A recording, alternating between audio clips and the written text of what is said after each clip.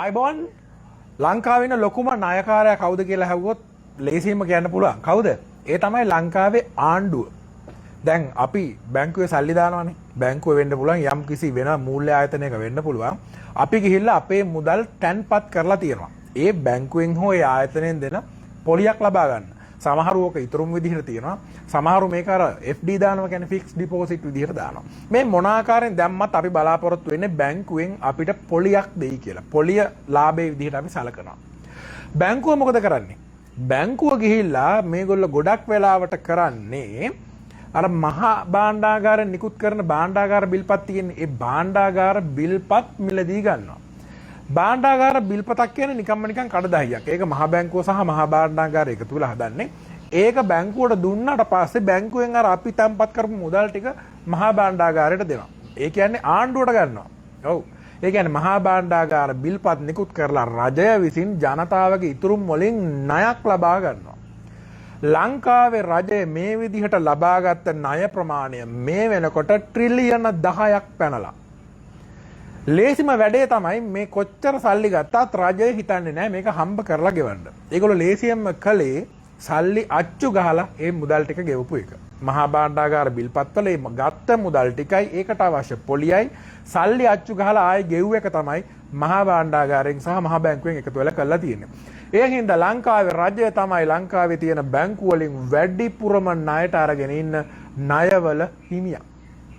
ඉතින් මේ විදිහට රටක් යන්න බෑනේ. මොකද රටේ බැංකුවල මිනිස්සු ඉතුරු කරන සල්ලි තමයි ව්‍යාපාරිකයන්ට ණය ලබා දෙන්නෙත් යම්කිසි ව්‍යාපාරික ආයෝජනය කරන්න. ඒ කියන්නේ රටක ආයෝජනය කරන්න ප්‍රාග්ධන එකතු වෙන්නේ මේ බැංකුවල මූල්‍ය ආයතනවල ඒ රටේම ඉන්න ජනතාව ඉතුරු කරන ඉතුරුම් ටික බැංකුවෙන් අරගෙන ව්‍යාපාරිකයන්ට දෙනවා ආයෝජනය කරන්න ව්‍යාපාරවල. දැන් බලන්න මේ මුදලෙන් වැඩි කොටසක් අරගෙන තියෙන ලංකාවේ ආණ්ඩුව නම් ණය විදිහට අර විදිහට ව්‍යාපාර කරන්න අපි ප්‍රාග්ධනයේ විදිහට මේ විදිහට ඉතුරු කරගත්ත ටික හිඳිලා ගිහිල්ලා. ඒ කියන්නේ අපිට ප්‍රාග්ධනයේ විදිහට යම්කිසි කර්මාන්ත හා ව්‍යාපාරවල ආයෝජනය කරන්න තියෙන මුදල තමයි ආණ්ඩුව ණයට අරගෙන තියෙන්නේ. ආණ්ඩුව මේ වැඩේ කරන්නේ පොලි අනුපාතය යාම හදාගන්න ගමන්. මොකද මහ බැංකුවෙන් තමයි තීරණය කරන්නේ රටේ පොලි අනුපාතිකය. පොලිය ටිකක් වැඩිපුර දෙනවා කියලා බැංකු වලට කිව්වහම සාමාන්‍යයෙන් භාණ්ඩාගාර බිල්පත් ගන්න බැංකු පෙළඹෙනවා. මොකද එතන තියෙන ආරක්ෂාව හින්දා. මොකද දැන් සාමාන්‍යයෙන් ව්‍යාපාරිකයට දීලා ව්‍යාපාරයක් කඩා වැටුනොත් එහෙම මේ ණය හිමි කරගන්න බැරි වෙන්න පුළුවන්. හැබැයි ඒක රජයට දෙන එක මහා භාණ්ඩාගාරයට දෙන එක ටිකක් ආරක්ෂිතයි. මොකද අනිවාර්යෙන් සල්ලි ටික හම්බෙනවා කියලා දන්න හින්දා ආරක්ෂාව වැඩි. ඒතර රිස්ක් එක අඩුයි. ඉතින් වැඩි පොලියක් දුන්නාම මහා භාණ්ඩාගාරයට සල්ලි ටික යනකොට රජයට ලොකු ණයක් ලැබෙනවා. එයා කරන්නේ මොකද්ද? රජය මෙච්චර දවස් ණය අරගෙන කරලා තියෙන එයාගේ අයවැය හිඟය පියවගෙන තියෙනවා. අයවැය හිඟයක් ඇති වෙලා තියෙන්නේ රජයට තියෙන ආදායම අඩුයි, වියදම ඉතාමත්ම අධිකයි. අර වියදම පියව ගන්න සල්ලි ඕනේ. ඉතින් ණයට ගන්නවා. ණයට ගන්න මේ විදිහට මහා භාණ්ඩාගාර බිල්පත් විදිහට නිකුත් කරලා ඒකෙන් වෙන්නේ රටේ ණයබර රටේ රාජ්‍යයේ ණයබර වැඩි වෙනවා විතරක් නෙමෙයි ඒකෙනුත් මදි වෙනකොට වියදම පියව ගන්න මේගොල්ලෝ කරලා තියෙන්නේ සල්ලි අච්චු ගහන එක. සල්ලි අච්චු ගහලා රටේ වියදම් පියව ගන්නක් තියෙනවා. මේ විදිහට මහා භාණ්ඩාගාර බිල්පත් වලට ආපහු ගෙවන්නත් සල්ලි අච්චු ගහලා තියෙනවා. මේ විදිහට ගිහිල්ලා දැන් යන්න බැරි තැනකට එනකන් හිර වෙලා තියෙනවා. හිර වුණාම කරන්න ඕන ටික තමයි දැන් ඔය කරමින් ඉන්නේ. ඊයේ පාර්ලිමේන්තුවේ පනතක් සම්මත වුණා. ඒකෙන් කිව්වා ලංකාවේ තෙල් වෙළඳ පොළට තවත් විදේශිකයෙක් හෝ දේශීයව ඉන්නවා නම් යම් කිසි තෙල් වෙළඳ පොළට තවත් රිටේලර්ස්ලා ඒ කියන්නේ සිපෙට්කෝ එක වගේ IOC එකක තෙල් විකුණන්න තව කට්ටියට එන්න ඉඩ දෙනවා කියලා. මේක යම් කිසි අර ලිබරේට් ඉකොනොමි කියන තත්ත්වයක්. ඒ කියන්නේ ආර්ථිකය නිදහස් කර දැමීමක්. මොකද මෙච්චර දවස් සිපෙට්කෝ එකෙන් වෙළඳ පොළෙන් 88ක් කියාගෙන ඉන්නවා IOC එකට 12ක් දීලා තියෙනවා. මේක අධික වෙළඳ ඒකාධිකාරයක් රාජ්‍ය ඒකාධිකාරයක්. මේ තත්ත්වය අනිවාර්යෙන් වෙළඳපොළ ආර්ථිකයක් තුළ නූතන ගෝලීය වෙළඳපොළ ආර්ථිකයක් තුළ අසාර්ථක තත්ත්වයක්. ඉතින් මේක වෙනස් කරන්න ඕනේ. මේ මොඩල් එක වෙනස් වෙන්න ඕනේ. ඒ මොඩල් එක වෙනස් වෙන්න නම් අපි තවත් තෙල් සමාගම් 4-5ක් විතර ප්‍රමාණයක් මේකට අරගෙන එන්න ඉඩ දෙන්න ඕනේ. 4-5 කියන එක මට හිතිච්ච එකක් නෙමෙයි. මේක අපි තීරණය කරන්න ඕන එකකුත් නෙමෙයි. වෙළඳපොළ නිදහස් කරාම වෙළඳපොළට දරා ගන්න පුළුවන් කට්ටියට මේකට එන්ට වෙන්න හැකියාවක් තියෙනවා. අපි කියන එන්ට්‍රන්ස් එකක්. ඕන කෙනෙකුට එන්න පුළුවන්. හැබැයි පාඩු ලබනවා නම් පවතින්න බැරි නම් ඉන්න බැරි නම් ඒගොල්ලෝ වෙන්නේ පිටත් වෙලා යනවා. ඒක එක්සිට් වෙනවා. වෙළඳ පොලක ඒකාධිකාරයක් නැති වෙළඳ පොලක ඕන කෙනෙකුට එන්න පුළුවන්. ඕන කෙනෙකුට ඉන්න බැරි නම් යෑමේ හැකියාව තියෙනවා. ඉතින් මෙන්න මේ වගේ නිදහස් වෙළඳපොළක් තමයි අපි නිර්මාණය කරන්න ඕන. නැත්නම් රාජ්‍ය විසින් ඒකාධිකාරයක් තියාගත්ත වෙළඳපොළක් නෙවෙයි. ඉතින් මේ විදිහට අපි බලන්න ලංකාවේ මිනිස්සුන්ට යම් කිසි මුදල් ආයෝජනය කරන්න තැන් තියනවාද? දැන් ලංකාවේ කෙනෙකුට කොහෙන් හරි සල්ලි හම්බුණා කියන්නේ හිටපු ගමන් තමන්ගේ බූදලේ විකුණලා සල්ලි ටිකක් අතර නැත්නම් රට ඉඳලා ලක්ෂ 30 40ක් හොයාගෙන එනවා. මොන හරි කරලා යම් කෙනෙක් මුදලක් හොයාගෙන ආවහම මෙයාට මේක ආයෝජනය කරන්න අවස්ථා කොච්චර තියෙනවද? අපේ මිනිස්සු ආයෝජනය කරන්නේ මොනවද? ගොඩක් කට්ටිය රත්තරන් මිලදී ගන්න පෙළඹෙන්න පුළුවන්. සමහරු මේක නෑ මොකක් ඔය කරන්න ඕනේ බැංකුවේ FD එකක් දානවා කියලා ලොකු පොලියක් තියනවා නම් ෆික්ස් ඩිපොසිට් එකකට දානවා. ඒකත් එක ආයෝජනයක් විදිහට සලකන්න පුළුවන්. නැත්තම් ලංකාවේ ෆේමස්ම දේ මොකද්ද? කොහේ හරි ඈත පළාතක ලොකු ඉඩමක් තියෙනවා ඉඩම ගන්නවා. ඉඩමක් ගත්තාම ඒක ආයෝජනයක් විදිහට සලකනවා. ඒ මොකක්ද? ඒ ඉඩම වවලා ඉඩමේ ඵලදායීතාවයේ කාර්යක්ෂමතාවය වැඩි කරලා නැත්තම් මොකක් හරි බිල්ඩින් එකක් හදලා ඒකෙන් ආදායමක් අරගෙන ඒකෙන් ඵලදායීතාවය වැඩි කරගෙන ආදායමක් ගන්නද? නෑ. ගොඩක් කට්ටිය ඉඩමක් අරගෙන දානවා කියන සංකල්පයක ඉන්නවා. ඒ කියන්නේ ඉඩම අරගෙන අවුරුදු ගාණක් තිබ්බම මේකේ වටිනාකම වැඩි වෙනකොට ඒක තමයි අර තමන්ගේ return of investment එක. තමන් දරපු ආයෝජනයේ ප්‍රතිලාභය වෙන්නේ අර ඉඩමේ මිල ඉහළ යාම. ඒ මිල ඉහළ යාම ඇතුළේ ගොඩක් තියෙන්නේ මොකද්ද? ඒ ගොඩක් තියෙන්නම රටේ උද්දමනය හින්දා රුපියලේ පිරිහීම. ඒක ඇත්තටම රියල් වැලියු එක වැඩි වෙන්නේ බොහොම ටිකයි සාපේක්ෂව. අපි හිතනවා ලක්ෂ 10ක් දීලා මීට අවුරුදු 10කට කලින් ඉඩමක් අරගෙන දැන් ඒක 30කට 40කට විකුණන ෂා මරු ගානක් හම්බ කරා කියලා. හැබැයි ඒ ලක්ෂ 10න් අපි එච්චර ආදායමක් හොයලා නැහැ. මොකද ඒතන්ට උද්දමනය කියන එක ගණන් හැදිලා තියෙන හින්දා. ඔය හින්දාම ලංකාවේ පුරාම අපි දකිනවා කොළඹ ඉන්න සල්ලි තියෙන යමක් කමක් තියෙන මිනිස්සු ඈත පළාත්වල අක්කර 2 3 ලොකු ඉඩම් අරගෙන තියෙනවා. සමහරව ආසාවට පොල්වතු අරගෙන තියෙනවා. සමහරව ආසාවට රබර් වතු අරන් තියෙනවා. කියන්න ආසයි මම ඉඩම් හිමි වැවිලිකරුවෙක් වගේ සංකල්පයක්. තමන්ගේ ධනය යම් කිසි තැනක තැන්පත් කරලා තියෙනවා වගේ අදහසක් එතන තියෙනවා. හැබැයි මේ ඉඩම බලන්න කොළඹ ඉඳලා යන එකම ප්‍රායෝගික නැහැ. ඒ ව්‍යාපාරය ගැන ගොඩක් අය දන්නෙත් නැහැ. හරියට පෝර ටික වැටෙන්නෙත් නැහැ. හරියට වත්ත බලා ගන්නෙත් නැහැ. හරියට පස හදා ගන්නෙත් නැහැ. ඒ ඉඩම් වල ඵලදායීතාවය ඉතාමත්ම අඩු තැනකටපත් වෙලා ගොඩක් තැන්වල ඉඩම් කැලෑ වෙලා ගිහිල්ලා තියෙනවා. ඉතින් ලංකාව කියන්නේ වර්ග කිලෝමීටර 65610ක ඉතාමත්ම සීමිත ඉඩක් තියෙන ප්‍රමාණයක්. මේ විදිහට තැන තැන ආයෝජන විදිහට මිනිස්සු මුදල් තැන්පත් කරලා තියෙනවා වෙනුවට ඉඩම් තැන්පත් කරලා තියන්න ගියාම අපි අර ලංකාවේ තියෙන භූමියෙන් කාර්යක්ෂම ප්‍රයෝජනයක් අරගෙන නැහැ. ලංකාවේ ඵලදායීතාවයට ගොඩක් මේ ඉඩම් වල ඵලදායීතාවය අඩු වෙන එකත් බලපානවා. අපි භූමිය හරියට කළමනාකරණය කරගෙන නැහැ.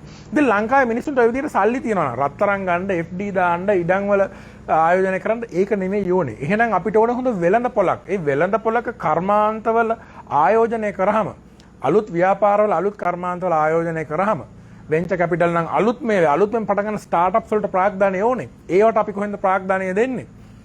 එහෙනම් මේ විදිහට මේ හොඳ වෙළඳපොළ ආර්ථිකයක් තිබුණොත්, ඒ තුල හොඳ සමාගම් ප්‍රමාණයක් හැදිලා තිබුණොත්, ඒ සමාගම් මහජන සමාගම් බවට පත් වුණොත්, අපි කියන්නේ පොදු සමාගම් බවට පත් වුණොත්, හිතන්න සිපොට්කෝ එක පොදු සමාගමක් බවට පත් වෙනවා කියලා. ඔබ ඉඩම් වල සල්ලි දාන එක, ඔබ රත්තරන් ගන්න එක, ඔබට පුළුවන් සිපෙට්කෝ එකේ ආයෝජනය කරන්න. හොඳ නැද්ද එහෙම? නැත්තම් තෙල් සමාගම් වෙනවා කියලා හිතන්න. ලෝකේ තියෙනවා තෙල් සමාගම් මහා ගොඩක්. ඒවෙන් එකක් දෙකක් ඇවිල්ලා මේකේ පළපදියම් වුණාට පස්සේ ඒවැ කොටස් වෙළඳ නිකුත් කරාට පස්සේ ඒ කොටස් වල ඔබට ආයෝජනය කරන්න පුළුවන් නම් ජනතාව අතට ඒ ආයෝජන වල ප්‍රතිලාභ එන්නේ නැද්ද? ඉතින් ඒ වගේම මේ විදිහට අලුත් සමාගම් වෙනකොට ඒවැ ලාභ උපයනකොට ඒ ලාභයෙන් 24ක් 30ක් අතර ප්‍රමාණයක් ආදායම් බදු ගන්නවා සමාගම් වලින්. ඒ වගේම මිනිස්සු පුළුවන් විදිහට කොටස් වල ආයෝජනය කරනකොට ඒ කොටස් උපයන තමන්ගේ පුද්ගලික ආදායමෙන් කොච්චර බදු ගහනවද කියලා අපි පහුගිය දවස්වල දැක්ක අලුත් ආපු බද්දෙන් ලක්ෂයට වඩා හම්බ කරනවා නම් බදු ගහන්න ඕනේ කියලා. ඉතින් මේ විදිහට මිනිස්සුන්ට ආයෝජනයක් කරලා යම්කිසි ධනයක් උපයාගෙන ඒකෙන් බදු ගහන එකද ලාභ නැත්නම් ඉඩමක් අරගෙන අවුරුදු ගාණක් පල් වෙන්න අරින එකද හොඳ? ඉතින් හිතන්න ඕනේ. ඔය විදිහට හිතුවොත් අපිට පේනවා අපි මේ තියෙන විශාල රජයක්, ඒ රජයේ තියෙන අයවැයේ තියෙන විශාල පරතරය හින්දා ඒ පරතරය පියව ගන්න රටේම තියෙන මුදල් ටික ආයි භාණ්ඩාගාර බිල්පත් වලින් ඇතුළට අරගෙන තියෙනවා. සල්ලි අච්චු ගහලා තියෙනවා, ණය අරගෙන තියෙනවා. මේ විදිහට බොහොම අකාර්යක්ෂම රාජ්‍ය පරිපාලනයක් හදලා තියෙනවා. ඒත් එක්කම විශාල කර්මාන්ත ප්‍රමාණයක් රජයට තියාගෙන ඉන්නවා. රජයේ ඒකාධිකාරයත් එක්ක ඒවා වෙළඳ පොළට නිකුත් කළා නැහැ. ඒ හින්දාම මිනිසුන්ට ආයෝජනය කරන්න ස්ථාන නැති වෙලා තියෙනවා. මිනිසුන්ට සල්ලි තියෙනකොට ඒවා ආයෝජනය කරගන්න විදිහක් නැහැ. මිනිස්සු කරන්නේ බැංකුවේ FD දානවා. FD දානවා කියන්නේ ආයි රජයටම ණය දෙන එක. ඒ වගේම තමයි ඉඩම් වල ආයෝජනය කරලා ඔහේ පැත්තක වෙලා කල් යනකම් බලන් ඉන්නවා ඉඩමේ ගාන වැඩි වෙනකොට. ඕවා තමයි ලංකාවේ ආයෝජන බාට පත් වෙලා තියෙන්නේ. ඉතින් මෙහෙම ආර්ථික ඉස්සරහට යන්නේ නැහැ. මෙහෙම ආර්ථික දියුණු කරන්න බෑ. ඒ හින්දා කියන්නේ අපි ඉන්නේ ලෝකෙම දියුණු වෙච්ච වෙළඳපොළ ආර්ථිකයක් තුල. මේ වෙළඳපොළ ආර්ථිකයක් දියුණු වෙන්න නම් මිනිස්සුන්ට ආයෝජනය කිරීමේ අවස්ථා තියෙන්න ඕනේ. මේ කර්මාන්ත මිනිසු ළඟ තියෙන්න ඕනේ. රජයක් මේවා ටික තුරුළු කරන් ඉඳලා රජයක් මේවා ටික අල්ලගෙන ඉඳලා ඒ රටේ මේ වෙළඳපොළ ආර්ථිකයේ ශක්තිමත්ව ඉස්සරහට දුවන තත්යකටපත් කරන්න බෑ. ඒ හින්දා මේ ෆන්ඩමෙන්ටල්ස් මේවා සාමාන්‍යයෙන් කියන්නේ මූලික දේවල් කියලා. ලංකාව 1978 දී විවෘත වෙළඳපොළ ආර්ථිකයක් හැදුවා කිව්වට මේ වෙළඳපොළ ආර්ථිකය විවෘත කියලා කොච්චර කිව්වත් රජය විසින් කර්මාන්ත විශාල ප්‍රමාණයක් තියාගෙන ඉන්නකොට වෙළඳපොළක් තුල ප්‍රමාණවත්ව සමාගම් සහ ව්‍යාපාර කර්මාන්ත කරන්න ඉඩකඩ හැදිලා නැහැ. මොකද ගොඩක් ඒවා රජය විසින් ඒකාධිකාරය තියාගෙන ඉන්නවා. මිනිසුන්ට Tamanට තියෙන සල්ලි ටිකවත් ආයෝජනය කරන්න තරම් ලංකාවේ කර්මාන්ත හැදිලා නැත්තේ ඒකයි. ඉතින් මේ විදිහට මේ ෆන්ඩමෙන්ටල්ස් එක මූල ධර්ම වලින් රටේ ආර්ථිකය වෙනස් වෙන්න ඕනේ. ඒ දිහා බලන විදිහ වෙනස් වෙන්න ඕනේ. ඒ බලන විදිහ දකින විදිහ වෙනස් වෙන්නේ නැතුව රටේ ආර්ථිකය විවෘත කරන්න නැතුව ලංකාවේ මිනිස්සුන්ගේ ආර්ථික ශක්තිය අපිට පුබුදු කරලා ගන්න බෑ. අපිට මේක අර unleash the lion in you කියලා big match කාලේට ටී-ෂර්ට් වල ගහන් ඉන්නේ. unleash the lion in you කියලා වලියට යන එකක් නෙමෙයි අත්‍තරම හැම මිනිහා සතුවම යම්කිසි ආර්ථික බලයක් ආර්ථික ශක්තියක් තියෙනවා. අපි ඒක හංගගෙන ඉන්න જાතියක්. අපි බයයි පියාඹන්න. අපිට තටු තියෙනවා. ඒ තියෙන තටු ටික අකුලගෙන ඉන්නවා පියාඹන්න බය જાතියක් බවට පත් වෙලා. බය වෙන්න එපා. ධනයට බය වෙන්න එපා. හම්බ කරන්න බය වෙන්න එපා. කර්මාන්ත වල බය වෙන්න එපා. ව්‍යාපාර වලට බය වෙන්න එපා. ආයෝජන වලට බය වෙන්න එපා. ධනය මිනිස්සු අතට ආවොත් විතරයි රටක් සාර්ථක වෙන්නේ. දුප්පත්කම නැති වෙන්නේ. හැමෝම සාර්ථක වෙන්නේ. හිතන්න හැමෝ ළඟම සල්ලි තිබුණොත් විතරයි කඩයක් වුණත් හරියන්නේ. මොකද ඒ කඩේට වැඩිපුර සල්ලි තියෙන මිනිස්සු බඩු ගන්න යනකොට ඒ මිනිස්සුන්ගේ පරිභෝජන ඉහළ යනකොට ඒකෙන් තමයි ව්‍යාපාරයක් වෙළඳාමක් දියුණු වෙන්නේ. තීන්ත ගන්න මිනිහට වැඩිපුර ගෙවල් කීපයක් හම්බෙන්නේ තීන්ත ගන්න. වඩු බාස අලුතෙන් ගෙවල් හදන්න හම්බෙන්නේ. කඩේ සිල්ලර කඩේ බුලත් පිට හරි වැඩිපුර විකිනෙන්නේ මිනිස්සු අතේ සල්ලි තිබුණොත්. එහෙනම් මිනිස්සු අතට ධනෙ එන පුරවැසියන් මූලික වෙච්ච රාජ්‍යයක් අපි හදන්න ඕනේ. දැන් මේ තියෙන්නේ රාජ්‍ය ව්‍යවසායකත්වයේ තියෙන රාජ්‍ය ප්‍රමුඛ වෙච්ච රාජ්‍ය විසින් කර්මාන්ත කරන විකාරයක්. ඉතින් ඒක වෙනස් වෙන්න ඕනේ. ඉතින් පුරවැසියන් විසින් කර්මාන්ත කරන පුරවැසියන් විසින් ධනෙ උත්පාදනය කරන සිටිසන් සෙන්ටර්ඩ් පුරවැසියන් මැදගත වෙච්ච පුරවැසියා මූලික වෙච්ච මිනිස්සුන්ට ධනය හම්බෙන ආර්ථිකයක් අපි හදන්න ඕනේ. අන්නේ මිනිස්සුන්ට හම්බෙන ධනෙන් කොටසක් බදු විදිහට රජයට අරගෙන රජය පවත්වාගෙන යන සුබ සාධන වැඩපිළිවෙලක් ක්‍රියාත්මක කරන්න පුළුවන්. එහෙම ක්‍රමයකට තමයි ලෝකෙ ගිහිල්ලා තියෙන්නේ. එහෙම ක්‍රමයකට තමයි ලෝකෙ සාර්ථක වෙන්න පුළුවන්. අන්න ඒකයි අපි පුන පුනා කියන්නේ මේ රටේ වල් බිහි වෙච්ච මේ මානසිකත්වයක් තියෙනවා. රාජ්‍ය මූලික වෙන්න ඕන. රජය සතුව කර්මාන්ත තියෙන්න ඕනේ.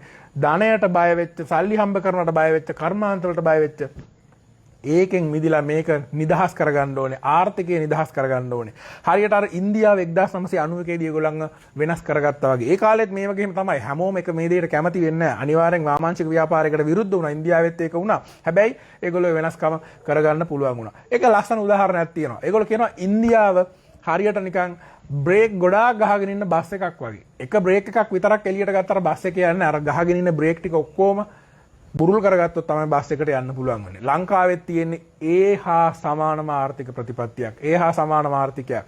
ඒ හින්දා මේ ආර්ථිකයත් නිදහස් කරන්න ඕනේ. ලෝක වෙළඳපොළට මුහු වෙන්න ඕනේ. ඒකට ගැලපෙන්න දේශීය ආර්ථිකය අපි සකස් කරගන්න ඕනේ. ඒකේ හැඩතල වෙනස් කරගන්න ඕනේ. මිනිස්සුන්ට තමන් සතු ධනය ආයෝජනය කරන්න කර්මාන්ත මේ රට තුල ඇති වෙන්න ඕනේ. ඒවා ආණ්ඩුව අල්ලන් හිටියාම මිනිසුන්ට ධනෙ උත්පාදනය කරගන්න විදිහක් නැහැ. මිනිසු ධනෙ උත්පාදනය කරගත්තොත් විතරයි අලුත් කර්මාන්ත හැදෙන්නේ, අලුත් ව්‍යාපාර බිහි වෙන්නේ, අලුත් රැකියා බිහි වෙන්නේ. මිනිස්සු අතට ධනෙ බෙදිලා ධනෙ ජනිත වෙන්නේ. ඒ ජනිත වෙන ධනෙන් කොටසක් තමයි බදු විදිහට රටකට රජයට එකතු වෙන්නේ. ඒකෙන් තමයි රටේ තියෙන අර්බුදය මුදවා ගන්න පුළුවන් වෙනවා. ඔය එකිනෙකට එකක් සම්බන්ධ එකිනෙකට බැඳිච්ච දේවල්. ආයෙ හිතලා බලන්න. මොකද මිනිස්සු වෙනස් කරගන්න එකම රටේ දූෂිත පාලනය වෙනස් කරගන්න එක තරම්ම වැදගත්.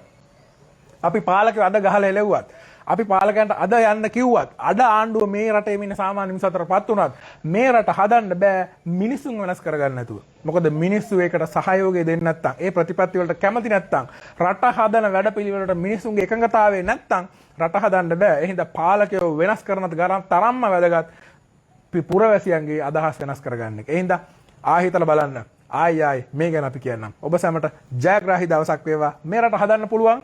එකතු වෙලා ඒක හදමු. පුරවැසියත් වෙනස් වෙන්න ඕනේ. පාලකයොත් වෙනස් වෙන්න ඕනේ.